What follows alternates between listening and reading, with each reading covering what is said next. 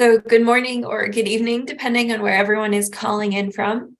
We're going to give it just a minute or so for people to come in from the waiting room for today's discussion, and then we'll get started. So please hold tight, and we look forward to talking with all of you soon.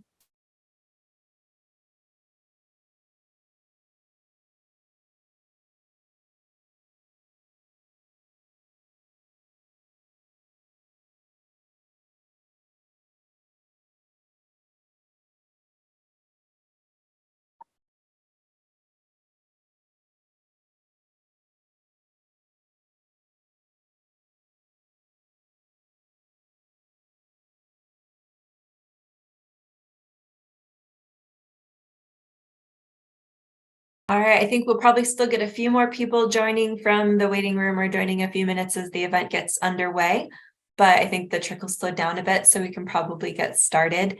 Brian, I think, is going to kick things off with an overview of what we're doing today, and then we'll give you some short intros to the speakers and get into the meat of the discussion. Great, thank you, Courtney. Well, welcome to the first of a new virtual series, an online series that the Stimson Center is doing with support from the Mekong U.S. Partnership called the Mekong Water Data Hour.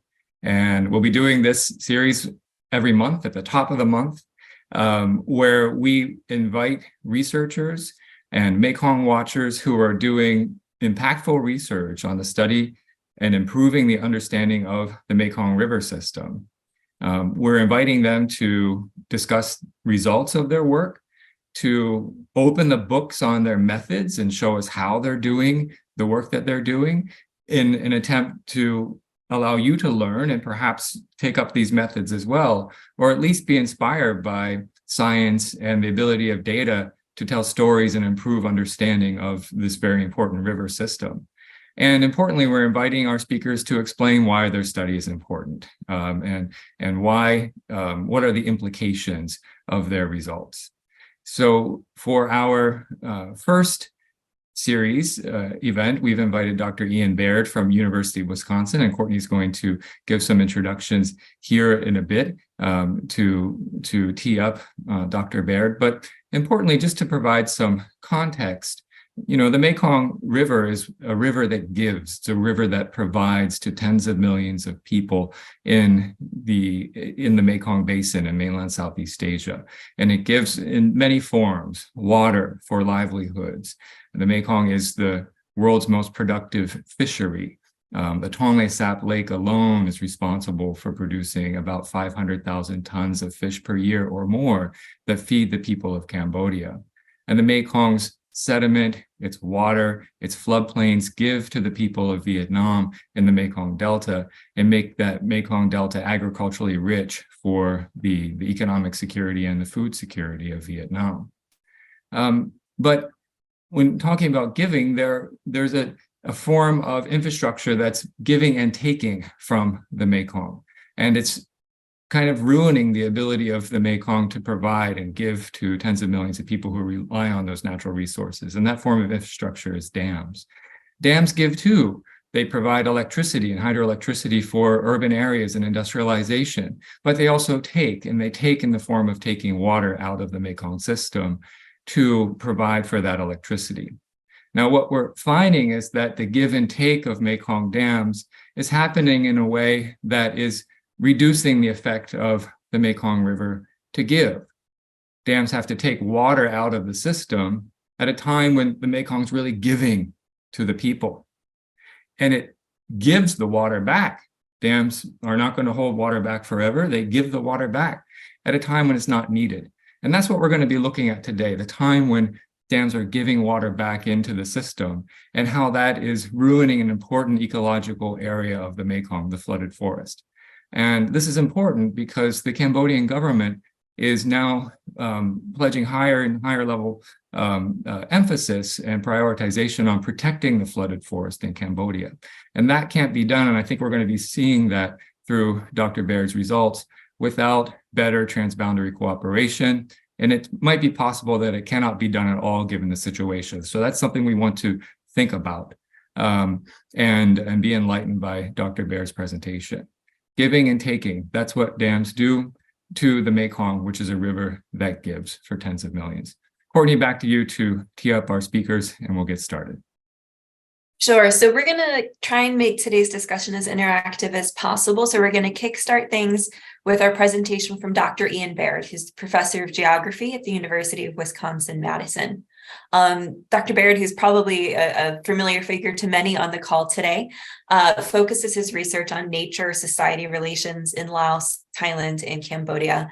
And as a political ecologist, he's conducting research about hydropower dams and fish and fisheries, large-scale economic land concessions in the region, indigenous peoples in Southeast Asia, and marginal histories in mainland Southeast Asia. So Ian's going to give us a really in-depth discussion and presentation on the flooded forests in Cambodia for about 20 minutes. And then following that, we're going to have a little bit of a brief Q&A with two of our local data experts who've kindly decided to join us and share their questions and insights from the region. So first of those is Pham Ngoc Tien Nguyen, who's a lecturer at An Giang University, Vietnam National University in Ho Chi Minh City in Vietnam, and she holds a master's degree in education methodology and is currently doing her PhD. She's also associated with our program friend, the Mekong Environment Forum with Kanta University, and joined just recently in 2022 and does a lot of research and data analysis. We're also joined by Dr. Narit Kaur from Cambodia, who's the advisor to My Village, a local NGO, and an assistant professor at Build Bright University. Before serving as professor, he served as executive director of My Village for more than 7 years, working on natural resource management, climate change, and social accountability. And he and Nguyen, Pham Ngoc Tien Nguyen, are going to share with us some local insights and questions. And then finally, we'll turn to Q&A with the audience. So throughout today's discussion, if anyone has any questions, please feel free to drop them into the Q&A box. And then at the end of the discussion, when we turn from this interactive moderated Q&A to the audience Q&A, we'll pull from questions there. So please feel free at any time to drop your questions in there and we will then raise them later. So with that, I'm going to sort of end our logistical notes and turn things over to Ian for his presentation. So today I'm going to be talking about the downstream impacts of dams on the seasonally inundated forests of the Mekong River in northeastern Cambodia, particularly the area north of Stung Treng and south of the border with Laos. And so I'll go through that and provide some information that should be useful. So firstly, I want to talk a little bit about cumulative impacts, because there have been a lot of dams built in the Mekong River Basin, especially in Laos and China, over the last few decades. And there's been a lot of discussion over the years about the potential cumulative impacts of these dams. However, in many ways, the way it was often presented was as a threat, and not necessarily as something that was already happening. And there were not, many obvious examples. Sometimes things happen in rivers and it's hard to see how the changes are occurring. And from just looking at the river, you may not understand the type of impacts that are occurring. So we've been talking about cumulative impacts, but there have not been very many easily understandable or visual or very easily quantifiable kind of impacts that we can easily see. But we are now beginning to see those. And that's what I'm going to be talking about today, and especially in relation to northeastern Cambodia. So this is the area that I'm really looking at. It's north of Stung Treng and up to the border between Laos and Cambodia. And this area is a designated Ramsar site by the Cambodian government, and has been for a few decades now already, because it's recognized as having a very special and important seasonally inundated forest that is unlike anywhere else in the Mekong River Basin or the world. It's a unique environment that has certain conditions that allow for a certain kind of flooded forest. One, it has a lot of rocks on the bottom of it, which allows the flooded forest tree species to get their roots, wrapped around these rocks, and then they can survive the very heavy water flow that comes down the Mekong, especially in the rainy season. So this is other parts of the Mekong have a more sandy bottom, which doesn't allow that to happen in the same way. So this is part of the geomorphology. It's part of the particular, but it's in the mainstream Mekong River, which means that it has to be able to withstand a significant flow during the rainy season, which is different, let's say, than the Tonle Sap, where the water comes up and you don't have the heavy flow in the same kind of way. Okay, so these are the two dominant species that we have in this part of the Mekong River. These species are found in other parts of the Mekong, but only in small numbers and not in a way that's ecologically significant. But in this area, they are very significant. They're both get between 10 meters and 25 meters high. So this is a very high, significant forest area. And they create habitat for a lot of other species that rely on it. So I'll go through this a little bit. So this is, you can see this is the way a lot of the flooded forest looks. This is around June. So already the water has risen up somewhat compared to what it normally would be. But, this is often you have these seasonally inundated trees spending a significant time of their life underwater. Usually, sometimes, 6 or 8 months. And historically, you have like a 2 or 3 months or 4 months, maybe, depending on the location, where the water levels would go down to a lower level and the roots of these trees would be exposed to the air. And this is an important part of the life cycle of these species. And it's also when new saplings can begin to grow up as well. So the new trees and the growth, it can survive underwater for a long time, but it needs to come out of water for a short period. And what's happening is the change in the hydrology of the river is going against the life cycle of these important seasonally inundated forests. Now, one of the important things to understand about these tree species is that they actually are different than most species that we find on the terrestrial areas. So in the terrestrial areas, what typically happens is during the dry season in them, when there's no monsoon, you have they don't grow that much. And then when the monsoon comes and the rains come and the leaves get bright and they grow mostly in the rainy season. Well, these trees are the opposite. In the rainy season, they release their leaves. They actually get rid of their leaves to reduce friction from the heavy water coming down the Mekong.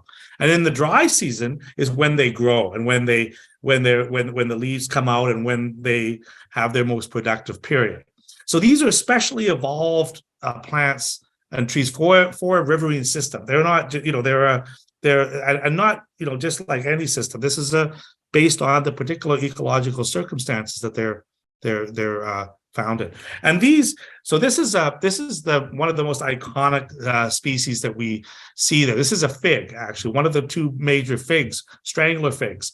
And this is actually not a flooded forest species, but what it does is it relies heavily on those two major species that I mentioned to you earlier, and it wraps its roots around there. It actually eventually kills it's parasitic, and it eventually kills the main species, but it takes a long time, but it creates a lot of habitat. These figs have a lot of fruits, which a lot of birds and fish and different mammals and are consuming. So it has a lot of production, which is very important for the ecosystem.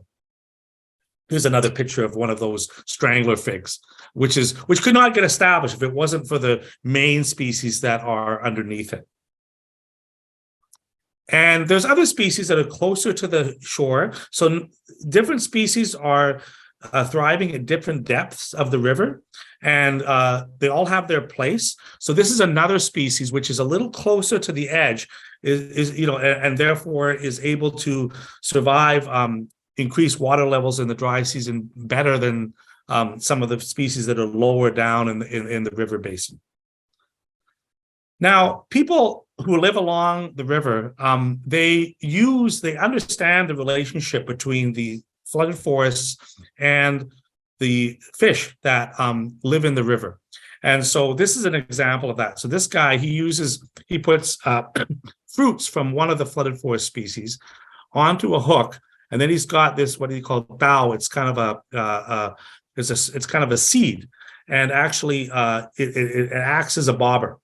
And so he's got a line on this, and when they go out in their boats, and then they put the bobbers out, and they're just freely flowing in the river, just as a fruit would be moving, with the flow of the river that fall out of the flooded forests. And there are certain species of fish, catfish, that are sitting right near the top of the river. They're waiting for these fruits to fall in, and they take the fruits, and they also take the hooks sometimes. And this is the way that the people catch them, because they understand this relationship between the fruits of the forest and the species. This sort of relationship between flooded forests and fish is something that's been studied a lot in the Amazon, but there hasn't been as much work done in the Mekong or other rivers in the world. But it's a very important part of the ecosystem. People who live in this area rely heavily on the fish. They have a lot of knowledge, and they understand. They over generations they've accumulated this knowledge, and are able to. All their different fishing practices are adapted in certain times of year to the life cycles, and these flooded forests are a big part of that. This is some being caught with a cast net. These are some of the traps that are used in this area, or were used in this area to catch fish based on a certain at certain times of year. And fish, of course, are not only important economically; they're important in terms of consumption of food security for these people. If you ask somebody how often they eat fish, it's how many days a week do they eat. It would be a strange question for somebody, because it's not how many days a week do you eat, it's how do you eat every single meal. Not even every day, it's every meal. There's always some fish in some aspect of it within the meal. So this is a very important thing for people. Now, I want to look at the hydrological data just a little bit. And we're fortunate, and we have 100 years. We have 100 years of data. And you can see here, this is the sort of averages in different months of the year over the last 100 years. And you can see, what, the average highs and lows in different years were. And I think if you can see, if you look, I want you to focus on the top four, which are the dry season, right? The driest seasons of the month. And you can see that there really has been, on average, there's been quite significant increases, in recent years, especially, in March and April, which used to be the driest period, it is now, significantly higher. And, when we were first looking at this data, I've been working on this with a colleague of mine named Michael Thorne at the British Antarctic Survey. And when we were first looking at this data, if you look at it and a kind of put all the data for the year together, it's not as easily visible how much more water is being released into the river now compared to what it was, 30, 40 years ago. Because you're the lower end of the graph, if you just add a little bit to it, it's not that easy to see, but it's actually sometimes doubling the water, or it's significantly, because there's not that much water to begin with, right? So it's kind of a visual effect that it has on you, and it's easy to lose sight of it. And we didn't see it. The only reason that I knew this was happening was because of local people, because I lived right on the border between Laos and Cambodia full-time between 1993 and 1999. And when I was living there, there was on Kon Island in the southernmost part of Laos, there was another island named Kon Nuok Island adjacent to it. And in the dry season, we would always, just walk across from one island to the other island. It was never a problem. And in 2017, I visited in that dry season period the village again, and I was told some of my friends at the village, that I was going to cross over and see some of my friends on the other village. And they said, "Oh, no, you can't do that. We have not been able to do that for 10 years now. When you were here, we used to do it every year, but 10 years, no. Now we make a little bridge. So they told me I had to go up another way, and there was a temporary bridge that they make that you can now cross over. But if you tried to cross, it would be up to your waist. Before, it was not even up to your knees, right? And so now they think it's too deep to walk across conveniently. So they made this bridge. The point is, and then they were also pointing out to me, oh, you remember all those rocks we used to see in the dry season in front of the village? Oh, we haven't seen those rocks in over 10 years. They haven't come out of the water. And so they have, over long-term periods of time, this is like their front yard, right? And their houses are right on the river. They know exactly what's going on hydrologically, and they've been living there for a long time, so they know the differences. They have a long time frame. If you look at this data just the last 10 years, for example, it doesn't look like there's been a big increase, because the increase actually began even before then. When I went in 2018, they were already saying 10 years, and now it's 15 years, right? So this is what's happening. Here's the data again. February, March, April, the 3 most driest months. And you can see, right, that there was a dip in 2020, right? Because there was some declines in rain upriver, so that was a reduction. But if you look at where the water level went down now compared to the previous year, it had gone down a lot. And if you look over the 10-year period, it looked like it was the lowest level in like 10 years or something.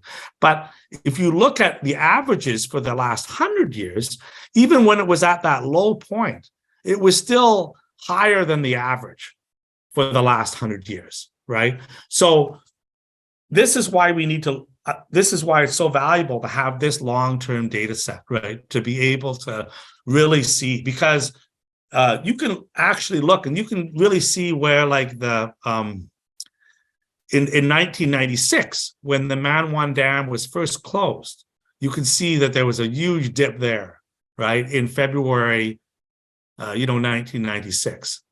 And, there were certain years, right, where this happened. So this is but sometimes you have to break it down by month, because otherwise it's a too longitudinal to see some of these nuances, right? So we had to play around with this in different ways for quite a few times until we were able to really visualize what was happening, right? We had to think. So this is it's not, part of the lesson of this is that the data can be produced, but we have to know how to look at it. It's not always that easy. Ian, can I ask a quick contextual, or actually a research question? Where did you get that data? That's all from the Mekong River Commission's online data set, publicly available to anyone. So here we can see here where we think most of the dry season active storage. So what we think is that in the rainy season, there are some dams that are, taking water in the rainy season and not releasing it at that time. They're keeping it in their reservoirs, and then they're gradually releasing it in the dry season. And these are most of the active storage within the Mekong River Basin is amongst some of the upper level Chinese dams. A couple of them, just 2 of them actually, maybe have about 50% of the active storage.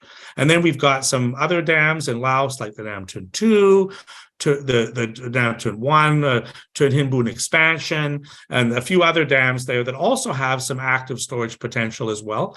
So the combination of these new dams that are collecting water it's not the Don Zahong Dam, it's not the Sayabuli Dam, because those dams don't really, they have other problems that they may be causing, but they don't have active storage to be able to keep water in the rainy season and release in the dry season. You have to have a very large reservoir to do that, right?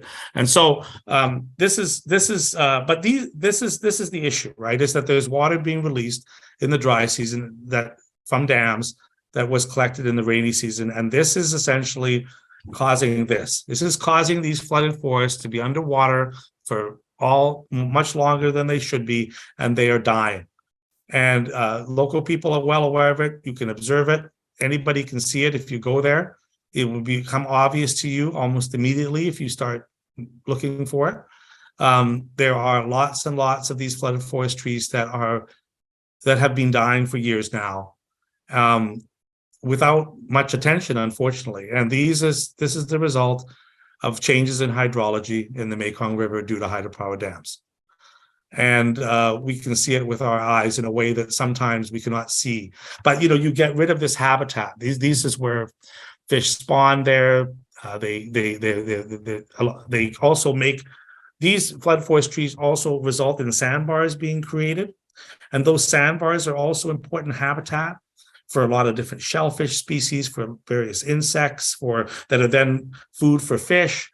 I mean, there's a whole life cycle here that, and you could say that these species are what we call keystone species. They're species that have an extraordinary ecological kind of benefit, right? And unfortunately, they're dying off because they're underwater too long. And there are some, you can see in this picture, for example, that there are some that are dying that are in the deeper areas, and some of the stuff that's in the shallow areas is still surviving. So it's not like it's all dead. Like some of it's dead. This is an example of one of these species with a big strangler fig on top of it. But then what happens is that the core tree that it's surrounding is underwater too long. It dies and it flips over, and then the strangler fig goes with it, because it has no basis to continue to stand, right? So this is the type of problem that local people were reporting to us, that we observed ourselves. These are the type of sandbars. They claim that there's 50% less sandbars now than there used to be. These are some of the important birds. Like this is a river tern, which is a IUCN listed species, which lays its eggs in the dry season on sandbars, and these sandbars are now mostly out underwater in the dry season. So its breeding, its nesting habitat is disappearing. And this is all this is not the only species. There's a number of different species of sandbar birds that are found in this part of the Mekong River. These are some of the shellfish that people are reporting to be widely decreasing in numbers. These are some of the fish that we know consume the fruits and roots and other parts of these flooded forest tree and plant species. These are some of the Pangasius catfishes. These are also important and valuable fishes. They're some of the best food fishes you can get in the Mekong River. They're some of the most valuable in terms of price. And also, they're important, they have an important ecological role to play. These are all species that are, this is the gourami, which gets over to 10 kilograms in size. And look at its teeth. The teeth got special teeth to be able to get at the roots of these flooded forest species to create nests. It builds a nest. And then it gives birth, and then the babies go into the nest, and it puts a coat of muck around it that is like if you touch it, you get really itchy on your skin. It's to protect the babies from predators. This is one of the giant stingrays that we have. This is actually the largest fish in the Mekong, fully freshwater species. You can get purportedly up to 500 kilograms. These rely on the sandbars. They hit the sandbars with their tails to get the insects and the worms that are in the sandbar as food. So this is, these are systems. These are some of the cyprinids that are important in this ecosystem as well. These are all fish that we have cut open their stomachs, and we've learned what they have eat, and they all eat the flooded forest species of plants. And there's certain people. I mean, this guy, we met him on one of the sandbars. He was living there. He lives there all year in the dry season with his family. He's a full-time fisherman. He doesn't have any farmland, his whole life is being changed. He's one of the poorer people in the Mekong, and heavily reliant on this. And this is, these people are very vulnerable. They don't have a lot of other choices for income or food security, and their lives and cultures are totally, all their knowledge is related to these environments, which are being destroyed. And unfortunately, without much, everybody in these villages knows what's happening. They all know that things are different than they were. And it's not because of climate change, right? This is because of dams. the type of impacts that climate change would cause would be minuscule compared to having what they say is between a meter and a half more water in the dry season compared to 15, 20 years ago. Now, it depends on the location. You go farther south of Sturgeon, you don't have the same kind of impacts. There's important flooded forest there as well. Why don't you? Because you have a big amount of water coming in on the Sagong River, which mitigates it. Also, the river seems to widen at that point, so the water becomes distributed more. And we went to villages down there, and they said, well, yeah, the river's a little bit higher, but less than 6 inches. So that's a big difference between, like a meter and a half higher up. But the point is that if more and more dams are built, if there's more and more water collected by them, it's going to get worse. So there's already serious impacts. Maybe in the upstream area, we've lost up to 50% or more of some of the species now already. Down below, we haven't lost as much, but we could lose more. If more dams are built, if there's more. So there is something we can do. Firstly, we could reduce the amount of water that we release in the dry season. That would be one way to mitigate the impacts. And the other thing we can do is not make large dams that have active storage and not have additional active storage added to what's already there, because these problems, and it's going to get worse if efforts are not made to recognize the cost of these of the way that they're operating the dams that are presently in place. So I think I'll leave it at that. That's about my time, I think. I will stop sharing my screen, and we can have a discussion. Thank you, Ian. And I'm glad you ended on what could be done. 2 points on releasing less water during the dry season and building fewer future dams that would otherwise exacerbate the impacts that you're seeing. We've invited 2 friends of the Mekong, Nguyen Pham Ngoc Kim from farther downstream from the flooded forest in Vietnam at An Giang University, and Po Narit there in Cambodia, who's been working on this issue for a long time to engage with Ian in a discussion. So let's make sure we have a good discussion here over the next 10 plus minutes or so. Tian's got her hand up. Tian, what questions or reactions do you have to Ian's presentation? And please speak directly to Ian as we go through this discussion. Thank you. First of all, I would like to thank Dr. Bear for the very interesting presentation. Excuse me, can you hear me? Yes, you yes, well. You can see you well. Yes, thank you. Great. Because first of all, personally, I think I would like to share about myself. I am a Vietnamese, and my province is very near Cambodia. So I'm deeply understand the negative impact what you said.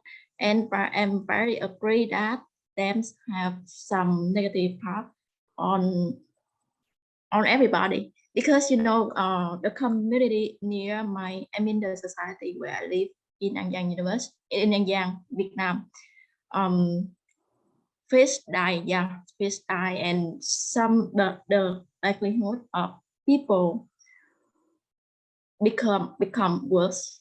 And I would like to ask you that, is there any positive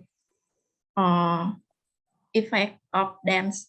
Because as you mentioned that we need to address the cause, and I would like to know that is there any positive effect of dams to build a lot of dams like this, and the cause of the negative impact, maybe it totally come from dams or from other cause?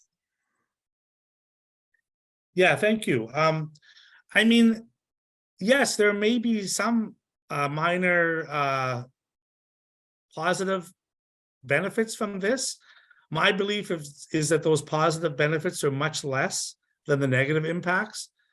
One could say that one positive impact might be improved navigation in the river during the dry season, because there's more water now in the dry season compared to before. But if you look at the ecological impacts and the impacts on livelihoods, they're much greater than, you know, those I mean, for local people, it doesn't help them much. It might help some people with larger boats, but most local people, they know how to get around in a small amount of water. They don't, you know, in fact, it's easier for them with a smaller amount of water. But for larger boats, there could be some benefit, like, you know, big boats in China that are coming down the Mekong River towards Laos, right? I mean, those boats want more water in the dry season.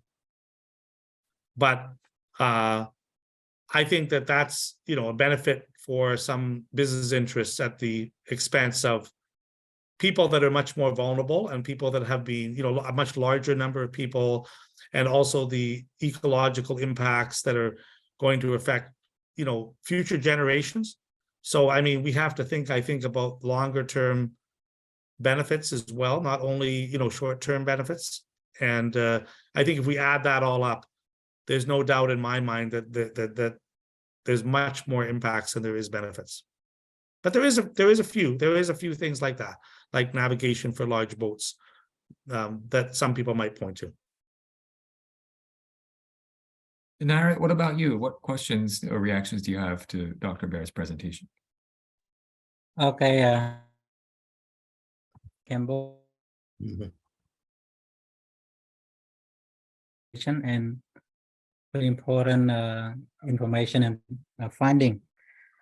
I have some impression and also some questions regarding to your research.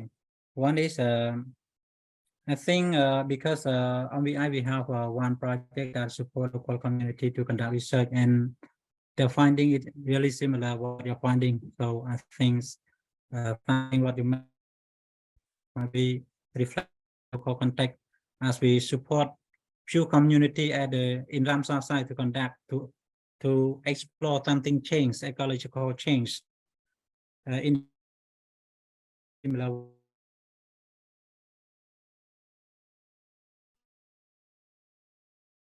Narit, your connection is not very good. You might have to repeat yourself of what you said for the Well, I last think 30 I seconds. get the gist of what he's pointing out. I think, let me just comment a little bit on his comment there, because I think what I'm finding here is not anything really that special.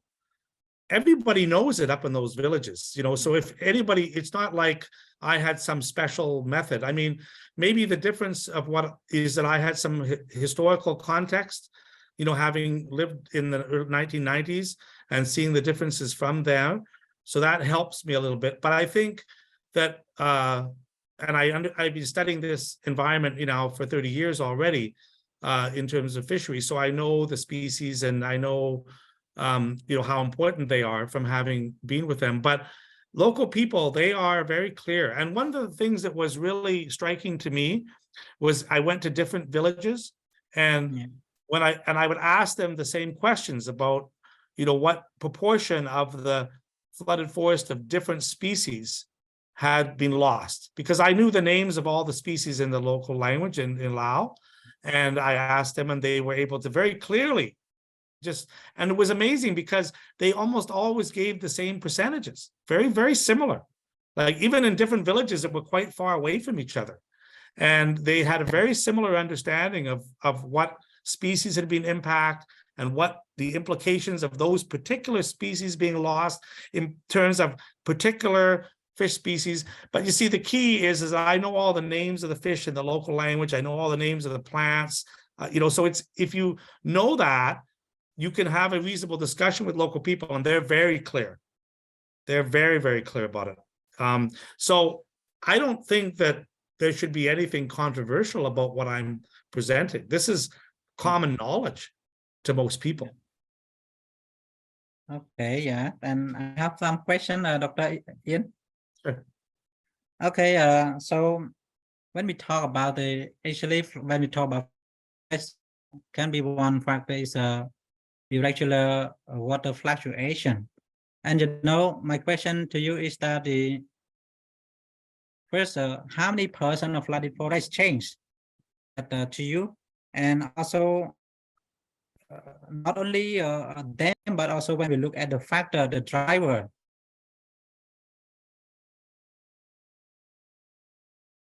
Claim to climate change, some they try to claim to from them. So for your research, can you identify how many persons caused by hydropower dam and how many persons climate change or other factors?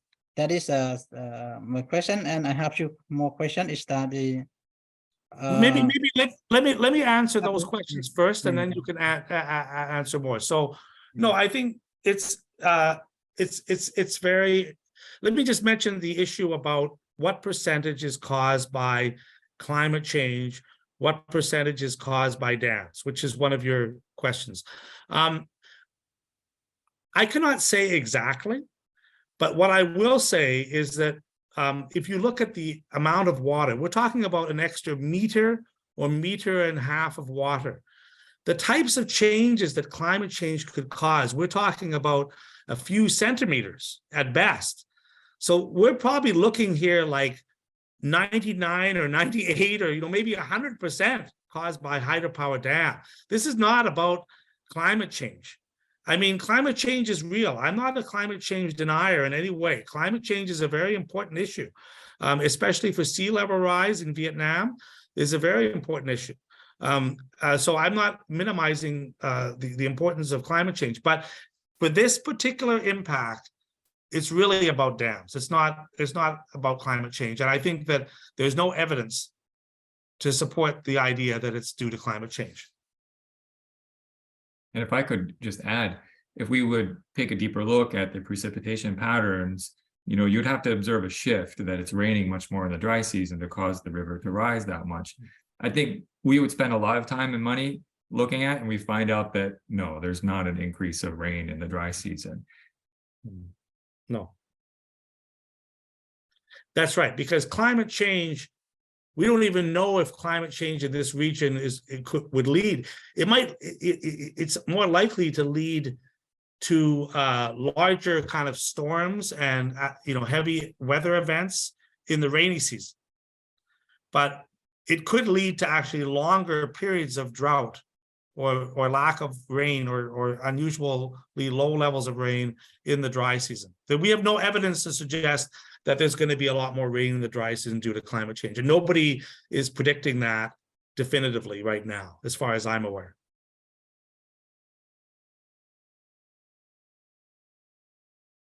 Narrat, you had a few other questions, then we'll come back to Tian as well. Narrat? Okay.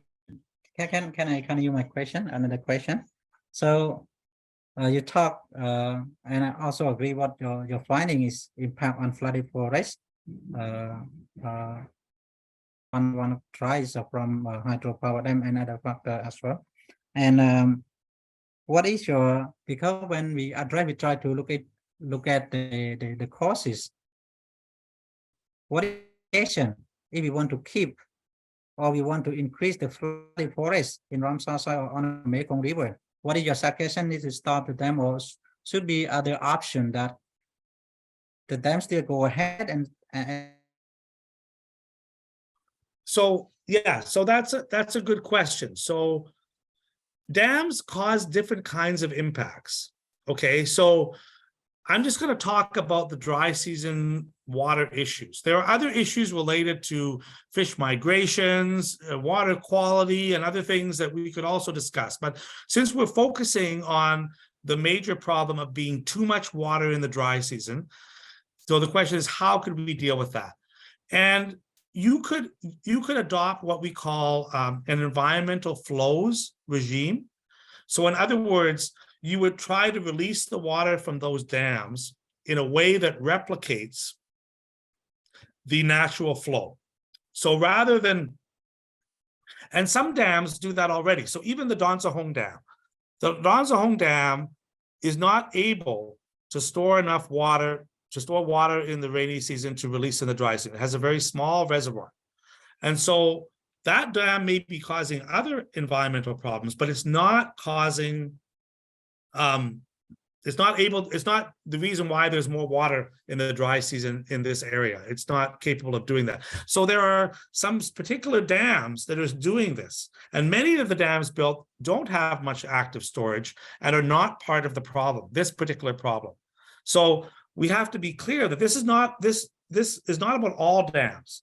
This is about some dams in particular. Now there's what we tend to call run-of-the-river dams are not part of the problem, this particular problem.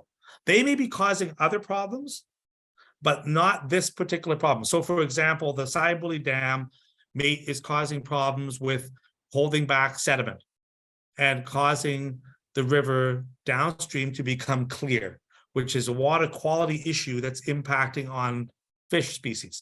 But the Sayabuli Dam is not causing a lot of higher water levels in the dry season. Right? They're not doing that. So we just have to be clear what dams are causing what problems. We don't need to exaggerate the problems. There are plenty of problems without needing to exaggerate them.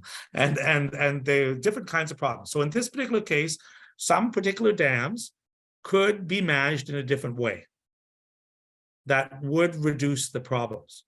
Now, there would be an economic cost to that, because the reason they do this is because they can release water at certain times of the day and certain seasons, they can get a higher price for it. And this is why dams operate they do. They're trying to make more money. So adopting this kind of regime would cost money. It would cost the dam owners some of their profits. So this is a question that needs to be discussed. Is how much, are the livelihoods and the environment worth? And what about the fact that the beneficiaries are in one country and the people being impacted are in another country? So how are those benefits and costs divided between the different players, right? There's an equity issue, and who's richer and who's poorer, and who is benefiting, what groups within society are benefiting and what groups are losing out. So I think this is, but we have to recognize, we can see clearly now that there's a real cost benefit, right? This is a clear example of cumulative impacts, and we can see where some people are going to gain, some people are losing, primarily. And this should, if the goal is to reduce poverty, and I know this is a big goal within the region, it's to improve food security, reduce child malnutrition. These are all United Nations development millennial goals, and this problem is working against solving those problems. This is working, and there's a lot of money that development agencies are spending to try to alleviate poverty, trying to deal with some of the poorest people. When you have child malnutrition, in Stung Treng, it's already 40-50% there. If you get rid of a lot of the fish there, it's going to be much higher. So these are important development questions that all the development agencies should be getting involved in. It relates to their direct governments as well. Governments want to get out of poverty. These are really important issues. So I think we need to this needs to be a broader discussion between all the people that are involved in supporting development or initiatives in the region. And this is if you're spending money to try to solve a problem that then you're exasperating it in another way, it's just working against. It's not a coordinated, it's not an efficient way to improve the lives of people. Thanks for that answer, Ian. We've got one more question from Tian. She's put it in the Q&A box, but Tian, please do ask that question. We'll have a quick question and answer here, and then we'll turn it over to Courtney, who's got some good questions submitted by those tuning in for you. Tian? Yes, Professor Vera, because I think the negative impact of dams happened for a long time. So I would like to know that do local people adapt to the negative impact, or do they have any good solution to deal with the problem? Do you have any information about this? Yeah, actually, that's a very good question. But unfortunately, the answer is a sad one. One thing we see in some of the villages along the Mekong River, now that the flooded forests have been impacted and the fisheries are being negatively impacted because of that, it's becoming more difficult for them to make a living in the river. And so what some of them are doing is they're turning to the forest, and they're cutting down the forest to grow more cash crops because the river is becoming unreliable. And this is leading to a lot of deforestation along the river.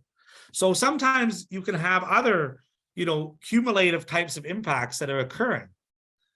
So yeah, they're adapting, but unfortunately, it's leading to some environmental negative impacts. And you can't blame the local people for it because they're trying to survive, and their livelihoods have been putting at risk, and so they're trying to find other ways.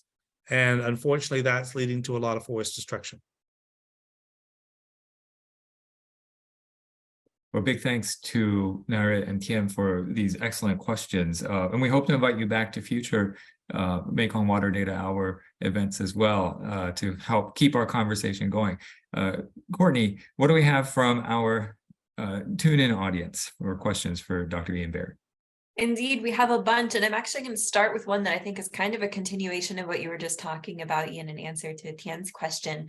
But we had one participant asking, can you estimate how many people have livelihoods that depend on the original flow regime for the river in that part of Cambodia? And this caller notes that they have an impression there's a lot more people affected on the Tonle Sap, at least because that's where media coverage is.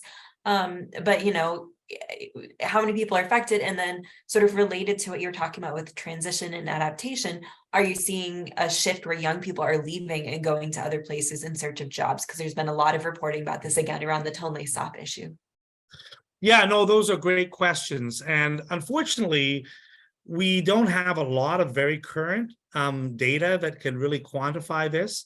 But one thing I will say is I was doing I think there's an impression sometimes that it's just the people living right along the edge of the Mekong who are somehow, reliant on these fisheries. And we've done research even in northeastern Thailand, not only in the tributaries, but the tributaries of the tributaries. And we found that a lot of the fish are getting up that high, and people are actually quite heavily reliant up there as well on fish. And I mean, so I think that our general conclusion is that sometimes there's a lot more reliance outside of just the main river. So this is part of the reason, but there have not been enough research done on the tributaries or the tributaries of the tributaries, especially in Cambodia. And I'm not aware of any particular studies that focused on that. And so, but my suspicion is based on the work that I've done in Thailand and also in Laos, that and even in Cambodia, in the Se San River Basin, we know that the fish are migrating, from the Mekong, before, at least before this lower Se San 2 dam was built, all the way up near the border with Vietnam. But now, that isn't possible, right? So, unfortunately, there's a lot of dams being built, and it's putting a strain. So exactly how many, but it's certainly true that people are there. You see increasing migration is not only because of this dam and these flooded forests. There's a whole slew of economic factors that are coming into play here. I'm not trying to say that every issue and all migration is somehow linked to these issues. It's not, but I think we have to look at particular villages. I do think that the villages that I visited along the Mekong for this study, you were definitely probably seeing more migration because people were saying, oh, well, they used to catch fish, but now they've gone to work in a factory in, Phnom Penh or something because they couldn't make enough money, through fishing anymore. So I think that there are a range of different factors. Sometimes people also just want to go because they want to see something new. Right. I mean, we forget that people in villages, sometimes they just want to experience something new. So I don't want to, exaggerate the impact, but yeah, there's a bunch of things, and this is one of the many factors that's playing into all of this. Thank you, Ian. We have a question from Rit from Radio Free Asia's Khmer service. And he wants to ask, what could be some of the best solutions to address the issue of China releasing water ahead of regular practice, and I'll note perhaps other dams as well. Do you expect that there will be creative solutions on this issue and resolving impacts during the coming Mekong summit in Vientiane, or do you see other avenues for addressing these issues? So, right now I'm not very optimistic about having the type of discussion that needs to happen. The type of discussion that needs to happen is a transparent discussion about all the different hydropower dams that are being built and have been built in the region, not only in the mainstream, but on the tributaries as well. And then there needs to be discussion about the amount of water they're releasing at different times a year and how that's impacting downstream. So there needs to be a transparent accounting for what's actually happening. Once we understand all that, and that's publicly made available, then we need to have a discussion about what kind of changes could be made. And, maybe there has to be a kind of negotiation. And it may be that we can't solve all the problems related to these dams, but we might be able to reduce them, right? And, we have to look at the first thing we have to do is understand clearly what's going on. Right? If we don't understand that, there can't be an intelligent discussion about what needs to be done. So when people ask about solutions, the biggest part of a solution is understanding the problem. Right? If you don't understand the problem, you'll never be able to find the solution. So this is, unfortunately, with this issue, we're at the stage of still trying to understand the problem. But I do think that it's obvious what's happening. And so there needs to be now more transparent and broader discussions, and ideally the governments need to get involved, and the owners of the dams need to be involved. And this is the type of thing that MRC, but also the greater Lansang Mekong partnerships, these they could be dealing with this, right? But whether they'll do it, I don't see any indication that they want to bring up these negative impacts or focus on them. Unfortunately, they seem to be wanting to avoid them more than really facing them and having meaningful discussions about them. That's the problem. But hopefully through forums like this, there could be more awareness raised, and these issues could be brought up at different forums in the future, and that will make a difference. Thank you, Ian. And I realize we're just about at the end of our time here. And I think you wrapped up a few of the final questions that we were going to touch on, but I guess I'm going to try and just ask a couple of them all together to you, and perhaps also to others on the panel if anyone has insights to share.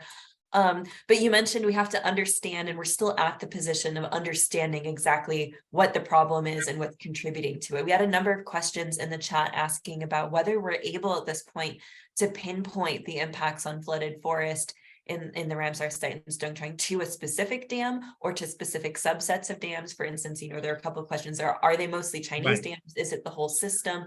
Do we have that information right now? And do you know if the MRC's been addressing it at all? Yeah, so I haven't seen a very, very nice summary of it. And I think that this is something that even Stimson could help with their work in the future would be, we know that, there's two dams, two of the Chinese dams have about 50% of the active storage, right? But what would be interesting to look at is that they don't, they're how they're actually operating, right? Because the devil's in the details when it comes to these projects. And, what decisions are they making? How are they making their decisions of when to release water? And it may be that you have the same amount of active storage in two different dams, but the decisions being made are very different because of other factors that are influencing, their decisions, right? So I think and that'd be depending on export markets and the demand, what the importers are demanding in terms of when they want electricity at certain times. So these are, this would be a great, and the other thing is all this information is not, transparently available for all these projects, right? So, the Stimson has been doing a great job in collecting this through remote sensing.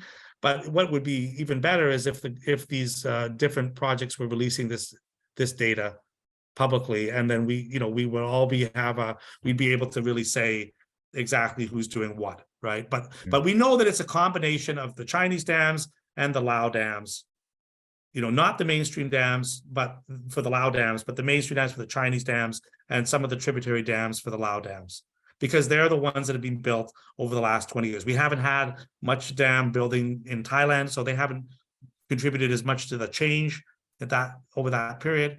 But there have been some changes in Thailand due to smaller reservoirs, smaller weirs, like a very large number of small weirs, which have actually had a change on the way some of the flow happens. But overall, the type of change that we've seen can be attributable to these dams. Exactly how much, would be a great study to do more work on. And if I can add, we're beginning to understand the specific impacts of specific dams on dry season flow through the work of the Mekong Dam Monitor. And we're able to get down to weekly influence of upstream dams per dam, per subbasin. Just to share with you some recent results to help us think about